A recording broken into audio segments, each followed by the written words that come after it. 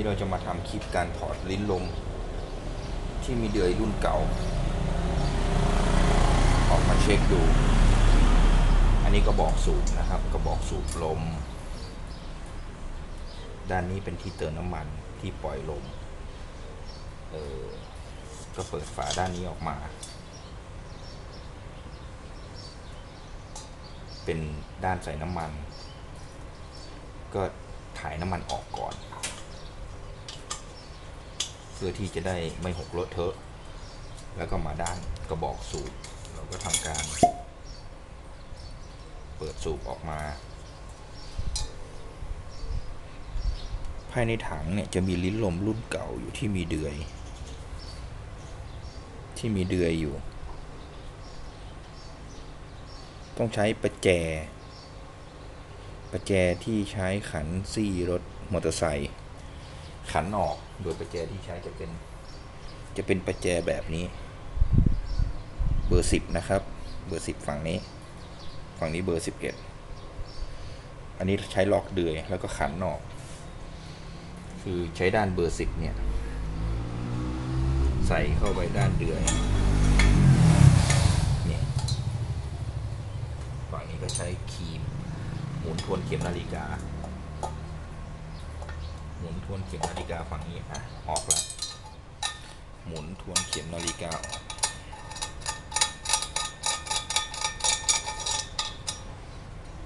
แล้วก็เทออกมานี่ลักษณะลิ้นลมรุ่นเก่า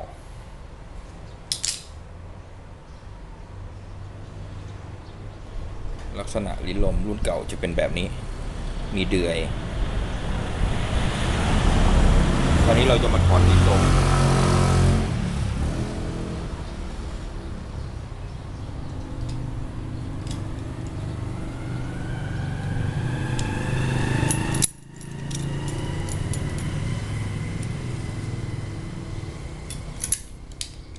เพื่อดูส่วนประกอบภายในของลิ้นลมว่า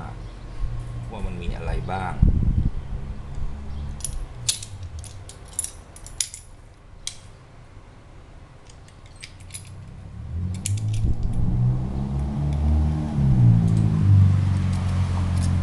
ใช้คีย์หมุนออก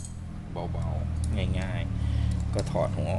ออกเนี่ยภายในลิ้นลมก็จะมีส่วนประกอบของสปริงหัวแล้วก็ก๊อกอันนี้เปลี่ยนก๊อกยางใหม่ก๊อกเก่ามันจะเป็นก๊อกไม้อันนี้ก็กระบอกลิ้นลมนะครับทะลุมองเห็นทะลุดูดเลยพอทำความสะอาดก็ใส่กลับเข้าไปที่เดิมแล้วก็จัดการเอาหัวลิ้นลมขันเข้าไปก็ขันเข้าโอเค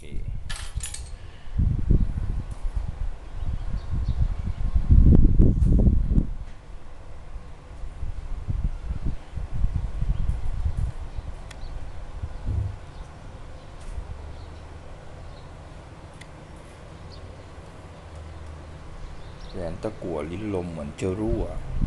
เหมือนจะเสียหายต้องทำการใส่ตะกั่วเข้าไปอีก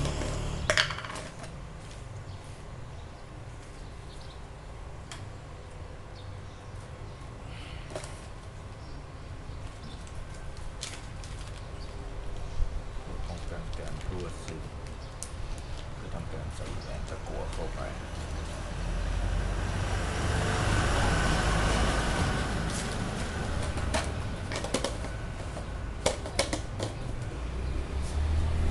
ทำการใส่แหวนตะกั่วเข้าไปแบบนี้ครับ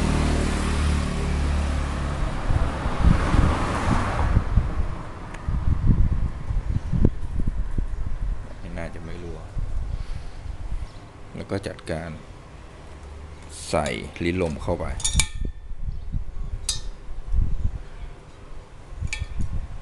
แล้วก็ใช้ประแจเบอร์10ตัวเดิมครับทำการใส่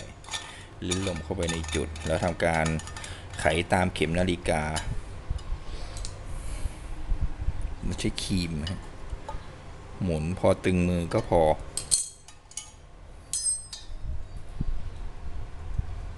เป็นการใส่ลิ้นลมกลับเข้าไปเหมือนเดิม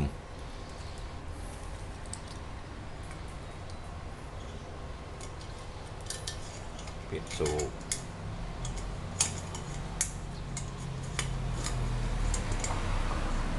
ลองถูดูสูบตึงมือลิ้นลมใช้งานสมบูรณ์ครับจบคลิปการถอดลิ้นลมแบบเก่าขอบคุณที่ติดตามชมนะครับ